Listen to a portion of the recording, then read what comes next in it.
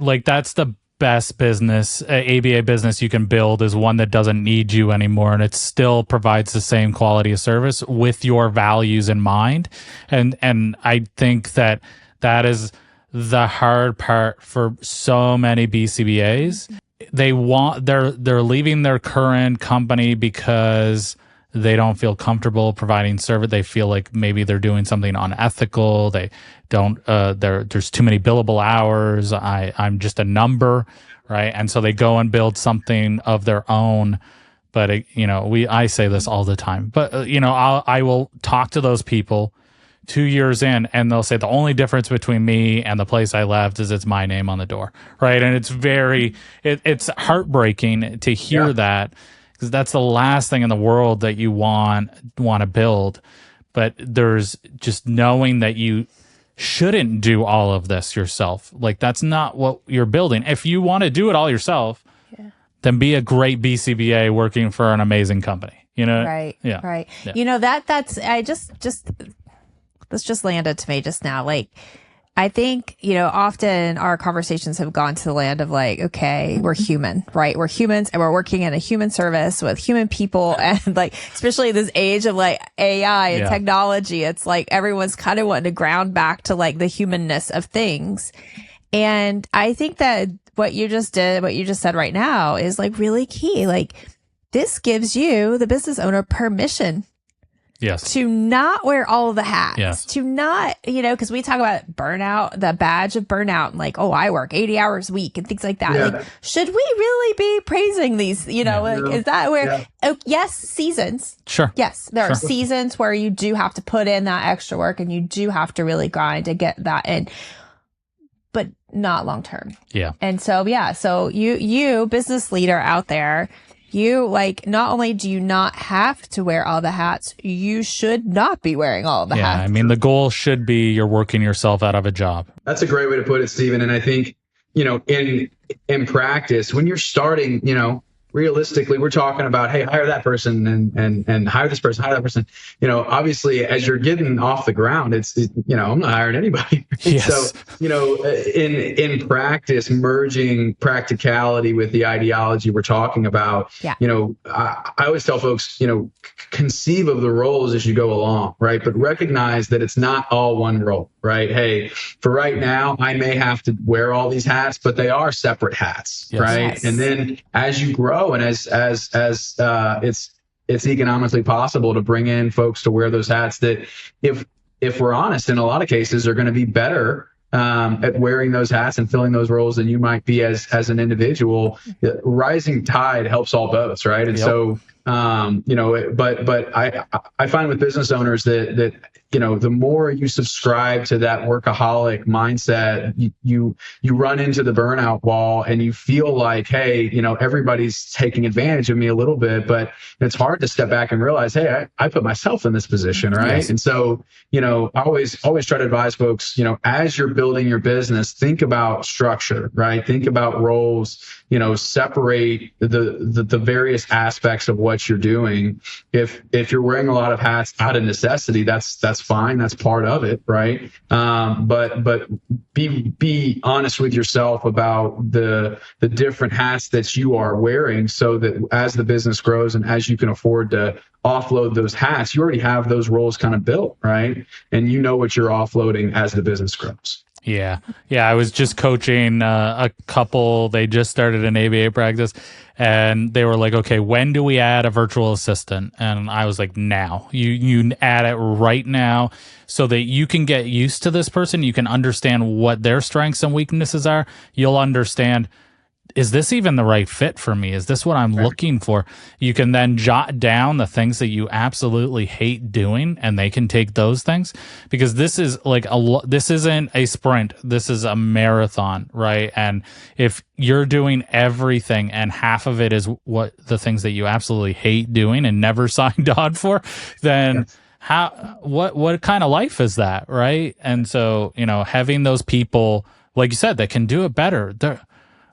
We have some amazing people that work for us that do jobs that I absolutely hate and they absolutely love, right? And all the better. So, that can really and help. Are good at, right? 100%. Yeah. So allowing and that also like allows them to independently do something where you don't have to be involved. And again, working yourself out of a job and focusing on the things that you love and focusing on the high level. So you can, because if you're in the day-to-day grind, I call it Mighty Mouse syndrome, where you're putting out all the fires, you're always saving the day. You can't look at this systematically and know where the priorities are and the gaps that need to be filled. Absolutely. Yeah. Last thing on that for me, the best buyers that we work with, their primary goal is to find business owners and especially owners that are clinicians as well. And I've heard a buyer state it this way for a business owner.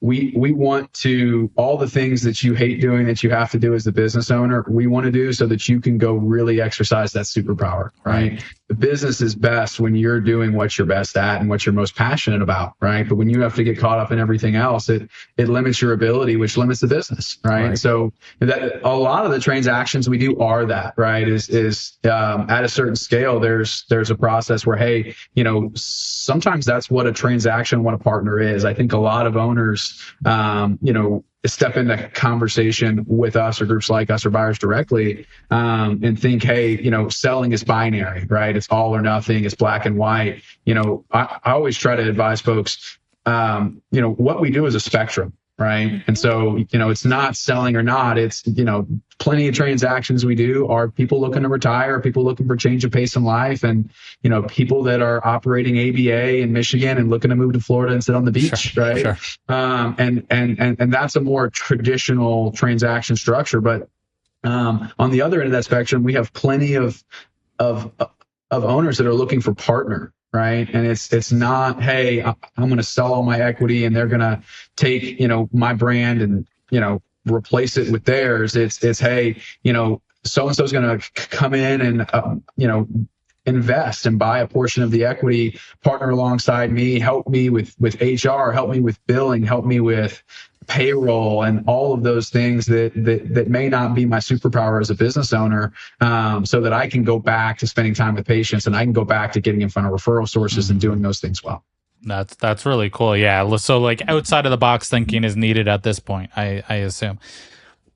Like, can you kind of just walk us through, and I assume, that every sale is different, but I also assume that there are some kind of key things that kind of happen. So what like, okay, I'm ready to sell, my company's in decent shape.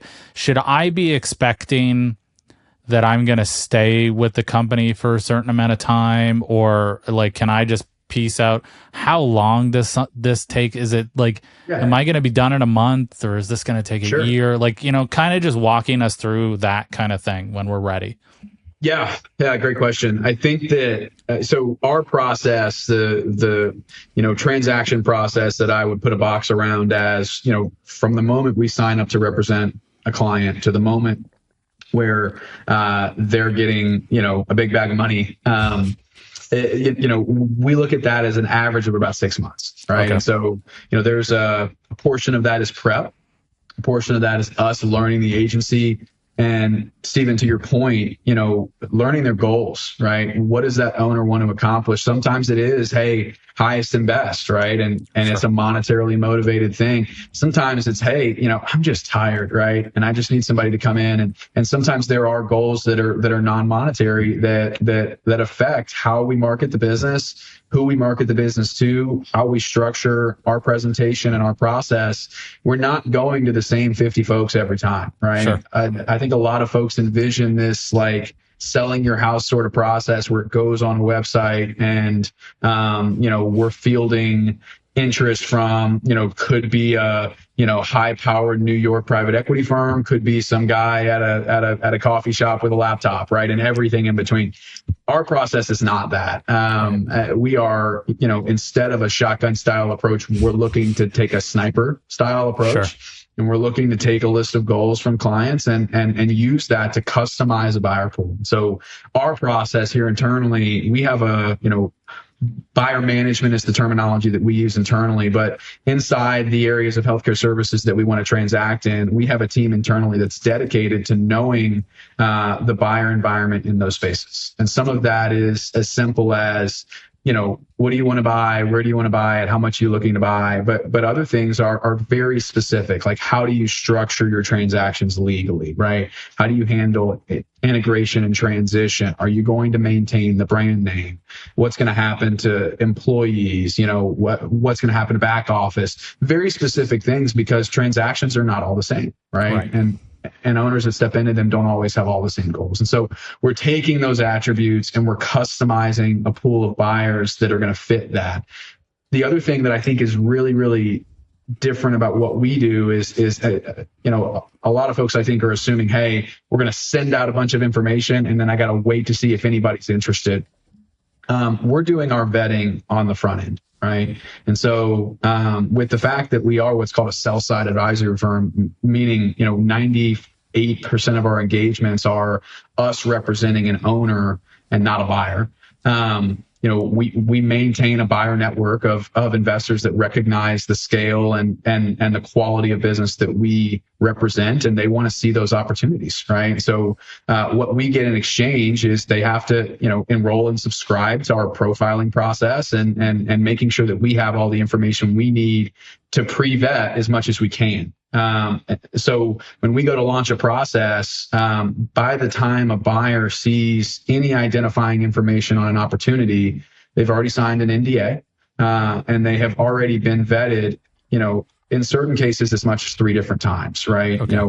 Once in the initial profile, once in the, non-identifying teaser that we use, and then once verbally on a phone call by a member of our deal team, just to triple make sure within what we can share previous to signing an NDA that we're asking the questions that are going to make or break interest, right? So in that way, instead of going out to 50 people that might be interested, we're going to go out to 12 or 15 that are certainly interested at some level. It's just a question of the specifics and how those are going to align with their strategies. So